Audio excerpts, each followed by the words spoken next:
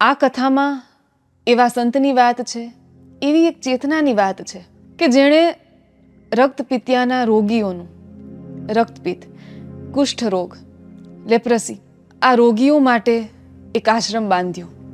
આ રોગીઓની સેવા કરવી, એમની ચાકરી કરવી એ જ આ સંતના જીવનનું ધ્યેય બન્યું. વેલડું હાંકનાર અમરબાઈની સાસુને કહે છે કે જોજો બાઈ, આ આશ્રમમાં જાતા નહીં. આશ્રમમાં દેવીદાસ બાપુએ આ જગ્યા ગંધવી મૂકી છે. કેટલાય દિવસથી રક્તપિતિયાઓને લઈને આવે છે અને એની સેવા ચાકરી કરે છે. આખો આશ્રમ ગંધાઈ ઉઠ્યો છે. અંદર જાશો તો ક્યાંક જોખમાઈ જાશો. દેવીદાસ બાપુ ભજન માંડે છે. રાત ભાંગતી જાય છે. અમરબાઈ આ ભજનના સૂરોમાં ગરકાવ થતા જાય છે. મોં સૂજણું થયું. સવાર પડી. અમરબાઈએ આશ્રમ વાળવા ચોડવા માંડ્યું. વાસીદું, ગાયું ભેહુંના કામ અમરબાઈએ પોતાને માથે લઈ લીધા. દેવીદાસ બાપુએ અમરબાઈને રોગીઓની સેવા કરવાની ના કીધી. શરૂઆતમાં જેને અમરબાઈ ઉપર ઠઠ્ઠામશ્કરી કરી હોય એવા લોકોએ આશ્રમે આવીને અમરબાઈના પગ પકડે છે. દેવીદાસ બાપુના પગમાં પડી જાય છે.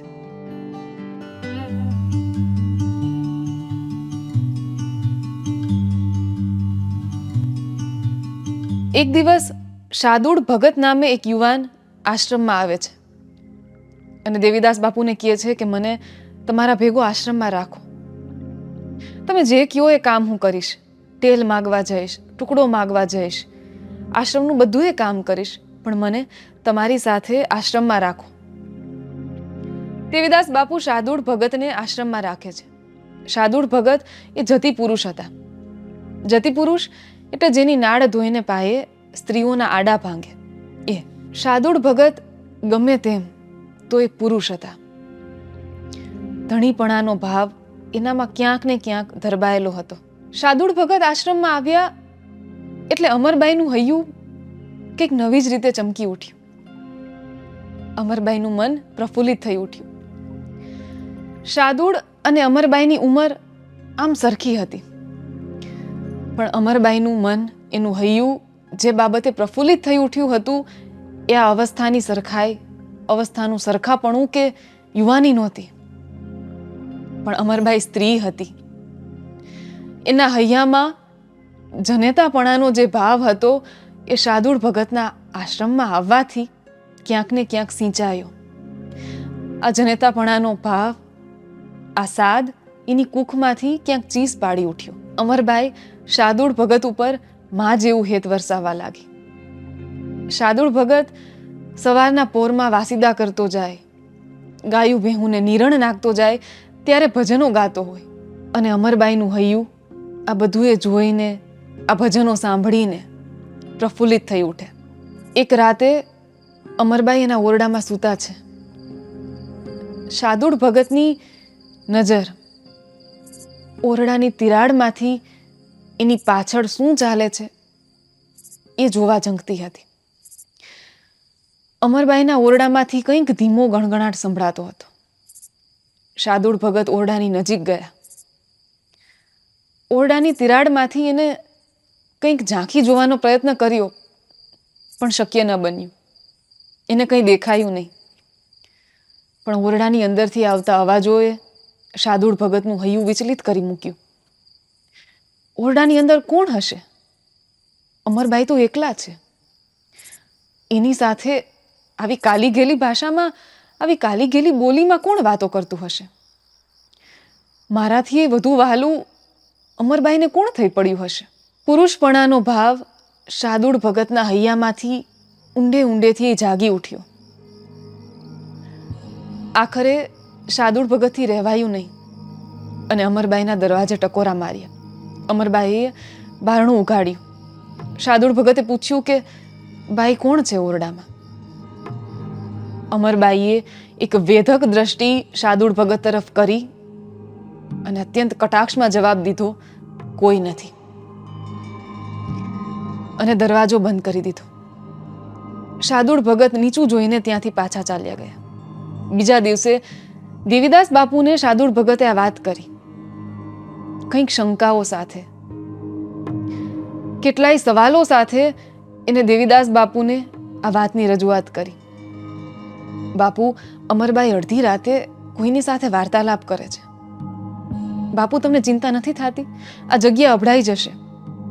બાપુ, કંઈક તો બોલો. એટલે દેવીદાસ બાપુએ શાર્દૂળ ભગતને કીધું કે હા, મને ખબર છે કે એ કોણ છે. શાર્દૂળ ભગત એકદમ ઉત્કંઠાથી, ઉતાવળથી પૂછી ઉઠ્યા, કોણ છે? મને કયો, મને જણાવો. આ સવાલો શાર્દૂળ નહીં પણ પુરુષનું ધણીપણું કરતું હતું. શાર્દૂળ ભગત તો થઈ ગયો, આશ્રમમાં રહેવા માંડ્યો, આશ્રમના બધા કામ કરે, પણ એની અંદરથી એક ધણીપણાનો ભાવ જાતો નહોતો. શાર્દૂળ પરણ્યો નહોતો.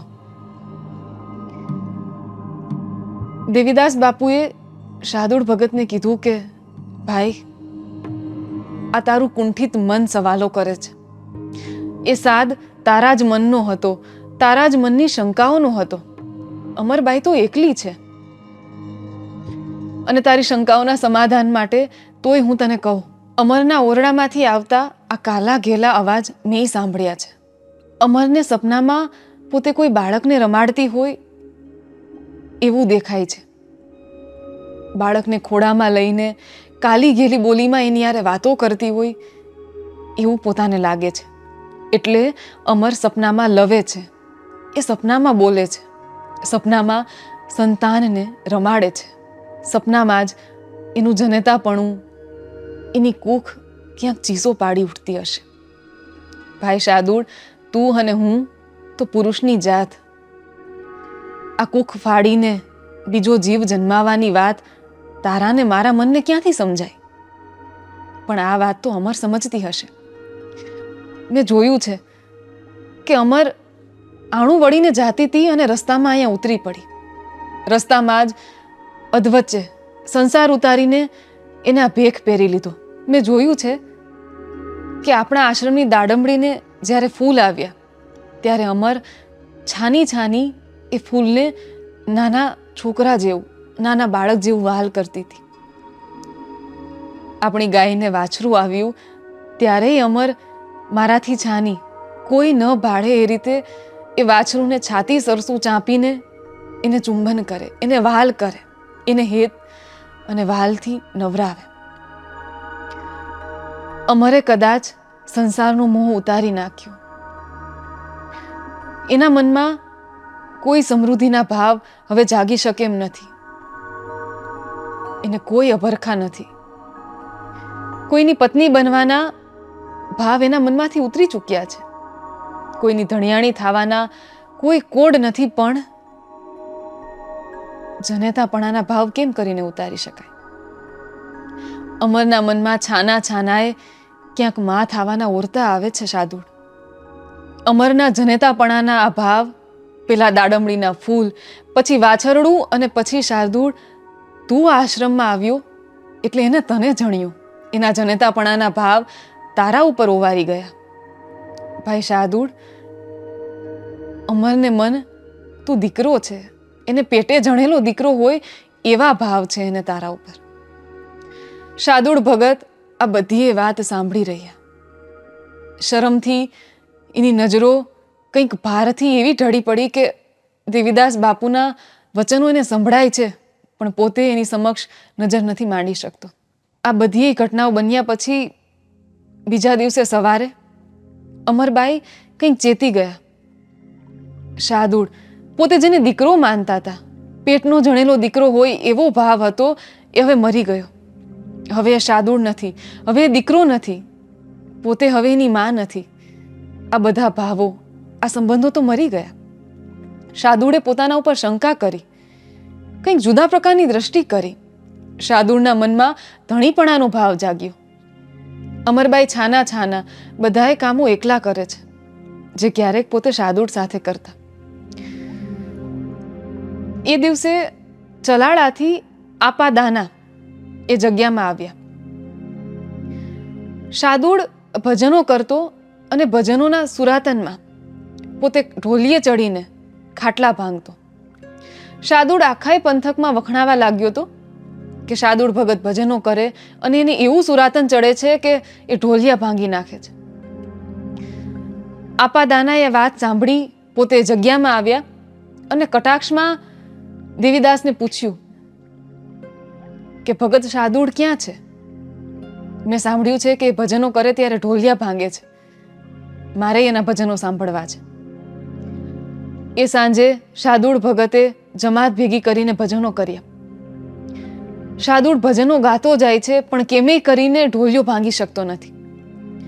એના શરીરમાં સુરાતન ચડે છે પણ ઢોલિયો ભાંગતો નથી. આપાદાનાએ શાર્દૂળને થંભાવીને કટાક્ષ કર્યો. એને વેધક વચનો કીધા, ભાઈ શાર્દૂળ, ભાંગવું જ હોય તો તારી ભીતર કંઈક ભાંગ. આ ઢોલિયા ભાંગીને તું શું દેખાડવા માંગે છે? નવી આવેલી વવ્વારુઓના એકાદ આણાતના ઢોલિયા ભાંગીને શું કામ હેરાન કરે છે? એટલે જો ભાંગી શકાય તો તારા ભીતરને ભાંગ, તારા મનની અંદર ઝાંખીને જો. શાર્દૂળ ભગત આ વેધક વચનો પામી જાય છે. પોતાને ચમકારો થાય છે. આપાદાનાના પગમાં પડી જાય છે. એક દિવસ દેવીદાસ બાપુ મોઢે કફની બાંધીને રક્તપિતિયાઓની સેવા કરતા હતા. એના જખમો લીમડાના પાણીથી સાફ કરતા હતા. અમરબાઈ બાપુ પાસે આવ્યા અને કીધું કે બાપુ ઊભા થાવ, હવે મને કરવા દો. અત્યાર સુધી દેવીદાસ બાપુએ અમરબાઈને રક્તપિતિયાઓની સેવા નહોતી કરવા દીધી. પોતે એકલા જ સેવા કરતા. અમરબાઈ આશ્રમનું બીજું બધું એ કામ સંભાળતા. દેવીદાસ બાપુએ કીધું કે દીકરી, બેન, તારી પાસે અરીસો છે? એટલે અમરબાઈએ કીધું કે ના બાપુ, આશ્રમમાં તો ક્યાંય અરીસો નથી. એટલે બાપુએ શાર્દૂળને બોલાવ્યો. શાર્દૂળને કીધું કે ભાઈ, તારી પાસે અરીસો હોય તો લઈને આવ. શાર્દૂળ પાસે કોઈ ગોવાળિયાએ આપેલો અરીસાનો એક ટુકડો હતો. એ લઈને આવ્યો. બાપુએ બેયને કીધું કે હવે આ અરીસામાં પોતપોતાનું મોઢું એક વખત જોઈ લ્યો. અમરબાઈ અને શાર્દૂળ આ વાતનો મર્મ ન જાણી શક્યા.